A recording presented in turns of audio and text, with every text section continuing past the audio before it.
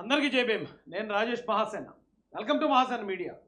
అవకాశం ఉంటే వీడియోని లైక్ చేసి కామెంట్ చేసి షేర్ చేయండి. ఎందుకంటే చాలా రోజులు గ్యాప్ ఇచ్చాం కాబట్టి మీరు వీడియోలోకి వచ్చిన వెంటనే లైక్ కామెంట్ షేర్. ఇంకా కొన్ని రోజుల నుంచి చూస్తున్నానండి నేను. చంద్రబాబు నాయుడు గారు సూపర్ 6 ఇస్తానన్నారు, ఇవ్వలేదు. ఆయన ప్రజలను మోసం చేశాడని కొద్దిమంది పని కట్టుకుని ప్రచారం చేస్తున్నారు. ఇక్కడ ప్రజలందరూ గమనించాల్సింది ఒకటే అండి, ఏది ఎవరు చెప్తున్నా సరే దాన్ని 1-10 సార్లు ఆలోచించి నమ్మటం నమ్మకపోవటం అనేది మీరు చేయాలి తప్ప చూసిన ప్రతిదాన్ని నమ్మకండి, విన్న ప్రతిదాన్ని నమ్మద్దు. ఎందుకంటే ఇప్పుడు రాజకీయాలన్నీ చాలా అడ్వాన్స్డ్ అయిపోయాయండి. మీరు ఏం ఆలోచించాలో కూడా రాజకీయ నాయకులే డిసైడ్ చేస్తారు. మీరు దేని గురించి చర్చించాలో కూడా రాజకీయ నాయకులే డిసైడ్ చేసే పరిస్థితి ఈరోజు ఉన్న ప్రచారానికి, సోషల్ మీడియా ప్రచారానికి అదేమంత పెద్ద విషయం కాదు. కాబట్టి ప్రతిదాన్ని నమ్మొద్దు. జరుగుతున్న ప్రచారం ఎలా జరుగుతుందంటే చంద్రబాబు నాయుడు గారు మోసం చేశారు. మొన్న ఆయన ఒక వీడియోలో మన రాష్ట్ర ఆర్థిక పరిస్థితులు, మనం ఇప్పుడు ఎలా ఉన్నాం, ఏ రోజు ఏం చేయగలుగుతామని ఆయన మన ఇంట్లో పెద్దగా ఇంట్లో ఖర్చులు ఎంత, ఆదాయం ఎంత అనేది చెప్పాడు ఆయన. ఆ వీడియోను పట్టుకుని ఇక నేను సూపర్ 6 ఇవ్వలేనన్నారు, మోసం చేశారని చెప్పి జగన్మోహన్ రెడ్డి గారి మీడియా బాగా ప్రచారం చేస్తుంది. అయితే దీనిలో నేను కొన్ని వివరాలు మీ ముందు పెడతాను. ఉదాహరణకి నేను ప్రతిరోజు మా ఇంటి దగ్గర నుంచి, ఇప్పుడు కొత్త ఇల్లు, చిన్న ఇల్లు కడుతున్నాను కదా కన్స్ట్రక్షన్, ఆ ఇంటి దగ్గరికి వెళ్తూ ఉంటాను. ఈ క్రమంలో ప్రతిరోజు నేను లెఫ్ట్ సైడే నడుచుకుంటూ వెళ్ళేవాడిని. కొన్ని రోజులకి అక్కడ లెఫ్ట్ సైడ్లో ఎవరో వేరే వాళ్ళు ఏదో ఇల్లు కట్టుకుంటూ ఓ పెద్ద ఇసుక కొట్టేశారు. వేస్తే ఆ ఇసుక అక్కడ అడ్డంగా ఉంది కాబట్టి రైట్ నుంచి వెళ్ళడం అలవాటైంది. కొన్ని రోజులు పోయిన తర్వాత ఆ ఇసుక తీసేశారు, అయినా నేను రైట్లోనే నడుచుకుంటూ వెళ్తున్నాను. అంటే అది రూల్కి వ్యతిరేకం అనేది పక్కన పెడితే కొన్ని రోజులు మనకి ఏది అలవాటు అయితే అదే చేస్తాం. జగన్మోహన్ రెడ్డి గారు ఆయన ఇచ్చిన సంక్షేమ పథకాలు, అవి 30 రూపాయల పథకాలు, 40 రూపాయల పథకాలు ఆయన చట్ట వ్యతిరేకంగా ఇచ్చాడు, చట్టానికి లోబడి ఇచ్చాడు. కానీ అది మాత్రం ప్రజలకి అలవాటు చేసాడండి. అలవాటు చేసిన దాని మీద ఇప్పుడు ఈ ప్రచారం చంద్రబాబు నాయుడు గారు ఏమనంటున్నారు అన్నప్పుడు ప్రజలు కొంచెం ఆందోళన పడతారు అనేది వైసీపీ వారి ఆశ. అయితే మరి అందులో ఎంతవరకు దాన్ని ఎలా చెప్పాలి నాకు అర్థం కావట్లేదు. ఏం చెప్పినా ఏదో కూడా వీళ్ళతోటి.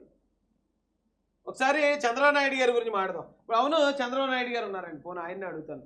ఇప్పుడు నిన్న ఈ మధ్య సంక్రాంతి అనే సినిమా చూశాను.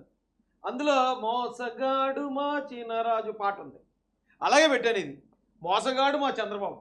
ఎందుకు ఈయన మోసగాడు అంటున్నానంటే, ఒకవేళ ఇప్పుడు వీళ్ళందరూ ఇలాగ అంటున్నారు డబ్బులు ఇవ్వాలని, ఇచ్చేయచ్చు కదా. డబ్బులు లేవు, ఒకవేళ చంద్రబాబు నాయుడు గారి దగ్గర అంటే డబ్బులు లేవు అనేది నిజం కాదు. ఆయన దగ్గర డబ్బులు ఉన్నాయి. ఆయన దగ్గర ఎంత డబ్బులు ఉన్నాయో తెలుసండి? ఇగో చంద్రబాబు నాయుడు గారు, ఈయన దగ్గర ఎన్ని డబ్బులు ఉన్నాయో తెలుసండి? 15,000 కోట్లు ఉంది ఒకటి, 12,157 కోట్లు, 2,245, 5,000, 11,915, ఇలా లెక్కేసుకుంటూ వస్తే ఈయన దగ్గర 48,096 కోట్లు ఉందండి. ఎంత? రూపాయి 2 రూపాయలు కాదండి, 48,096 కోట్లు ఉంది. మరి అన్ని డబ్బులు పెట్టుకుని ఆయన ఇచ్చేయచ్చు కదా. చక్కగా డబ్బులు ఇస్తే ప్రజలందరూ మా చంద్రబాబు నాయుడు గారు ఇచ్చారని పొగుడుతారు కదా. జగన్మోహన్ రెడ్డి గారి లాగే ఆయన కంటే పెద్ద పేరు వస్తుంది కదా ఈయనకి. మరి ఇన్ని డబ్బులు ఉన్నా సరే ఈయన ఎందుకు ఇవ్వట్లేదు? చంద్రబాబు నాయుడు గారు ఎలాంటి అంటే అండి, ఒక సిన్సియర్ గవర్నమెంట్ ఆఫీసర్ లాంటి వ్యక్తి. కొద్దిమంది ఉంటారు దానిలో అవినీతి చేస్తూ డబ్బులు తీసుకుంటూ ఆ వచ్చిన డబ్బుల్లో తలా కొంత పంచుతూ ఉంటారు. మరి కొద్దిమంది ఉంటారు ఆ వచ్చిన డబ్బులు దేనికోసం వచ్చాయో దానికే ఖర్చు పెడతారు. ఉదాహరణకి ఈ 15,000 కోట్లు అమరావతి రాజధాని డెవలప్మెంట్ కోసం కేంద్రం ఇచ్చింది. ఇలా మనం చూసుకుంటూ పోతే 12,000 కోట్లు ఇది పోలవరం కోసం వచ్చింది అనుకుంటా. ఇలా అన్నీ వచ్చాయండి. అన్నింటిలో కూడా నా దగ్గర వివరాలు కూడా ఉన్నాయి. కానీ దేనికోసం వచ్చిన డబ్బులు దానికే ఖర్చు పెడతాడు ఈయన. పోలవరం ప్రాజెక్టుకి 12,157 కోట్లు, రాజధాని అమరావతికి అంతకుముందే రైల్వే లైన్ కోసం 2,245 కోట్లు, 5,000 కోట్లతో కొప్పర్తి వారోకల్లో ఇండస్ట్రియల్ కారిడార్ల అభివృద్ధి, విశాఖ రైల్వే జోన్కి శంకుస్థాపనలు అయిపోయి స్టీల్ని ఆదుకోవడానికి, విశాఖ స్టీల్ని ఆదుకోవడానికి ఇక 11,915 కోట్లు, విశాఖ పోర్టుకి 730 కోట్లు, చెన్నై విశాఖ కారిడార్కు 285 కోట్లు, ప్రకృతి వ్యవసాయానికి 100 కోట్లు, అలాగే ఆరోగ్య వ్యవస్థల బలోపేతానికి 160, ఇలా ప్రతిదానికి దేనికోసం వచ్చిన డబ్బులు దానికి మాత్రమే ఖర్చు పెడతాడు ఈయన. కానీ జగన్ గారు అలా కాదు, దేనికొచ్చినా సరే తలా రూపాయి పంచుతాడు. తెలా పాపం తలా పిడికిడని ఏదో సామెత ఉంది. ఆ వచ్చిన డబ్బుల్ని ఇవేమీ అభివృద్ధి కార్యక్రమాలు చేయకుండా జనానికి పంచడం అనేది జగన్ గారి స్టైల్. అయితే వాస్తవానికి కొద్దిమంది ఆయన పథకాలకు అలవాటు పడిన వాళ్ళు ఉన్నారు. పండగకు 15,000 అకౌంట్లో పడతా ఉంటే బాగానే ఉండేది అప్పట్లో. ఆ పండగకు వచ్చిన 15,000 చూసుకునేవారు, కానీ ఆ పిల్లలు చదువుకుంటున్నారు. చదువుకున్న పిల్లలు ఒకవేళ చదువు అయిపోయిన తర్వాత ఉద్యోగాల పరిస్థితి ఏంటంటే పక్క రాష్ట్రాల వైపు చూడాల్సిన పరిస్థితి ఆ రోజు. మరి ఈరోజు పరిస్థితి ఎలా ఉందండి? ఈరోజు ఎన్ని ఇండస్ట్రీలు వస్తున్నాయో మనం చూస్తున్నాం. స్టీల్ ప్లాంట్ మళ్ళీ పునరుజ్జీవం పొందుతుందంటే దాని అర్థం ఆంధ్రప్రదేశ్లో ఉన్న ఇంజనీరింగ్ కాలేజీలు అన్నింటిలో కూడా అదొక శుభవార్త లాంటిది. ఇంజనీరింగ్ స్టూడెంట్ ప్రతి ఒక్కడు చాలామంది వాళ్ళు కలగంటారు స్టీల్ ప్లాంట్లో ఉద్యోగం చేయాలని. అయితే ఇవన్నీ చెప్తే సాధారణ ప్రజలకు అది అర్థం అవ్వకపోవచ్చు, కానీ ఒకసారి మనం ఆలోచించాలి. ఇప్పుడు పోనీ జగన్మోహన్ రెడ్డి గారు ఇచ్చేశారు, ఆయన వచ్చిన వెంటనే పథకాలన్నీ ఇచ్చాడు, వచ్చిన వెంటనే పథకాలన్నీ ఇస్తాడు అంటున్నారు. ఆయన ఏమీ వచ్చిన వెంటనే ఇచ్చేయలేదండి, ఆయనకి టైం పట్టింది. ఇప్పుడు ఆయన మొట్టమొదటి రైతు భరోసా ఇచ్చాడు. ఆయన ఎప్పుడు 2019 5 నెల 30వ తారీఖున ఆయన ప్రమాణ స్వీకారం చేస్తే రైతు భరోసా ఇవ్వడానికి ఆయనకి 5.5 నెలలు పట్టింది. 12,500 చొప్పున రైతులకు ఇవ్వడానికి. అలాగే అమ్మఒడి ఇవ్వడానికి ఆయనకి 8 నెలలు పట్టింది. మీరు కావాలంటే చూసుకోండి, ఇవన్నీ ఈ పథకాలు ఓపెనింగ్ డేట్లు ఇవి. అలాగే వసతి దీవెన ఇవ్వడానికి 9 నెలలు పట్టింది. విద్యాదీవెన ఇవ్వడానికి సంవత్సరం, చేయూత ఇవ్వడానికి సంవత్సరం 4 నెలలు, విదేశీ విద్య ఇవ్వడానికి అయితే 3 సంవత్సరాలు 2 నెలలు పట్టింది. చాలా లేట్ అయింది ఆయనకు కూడా.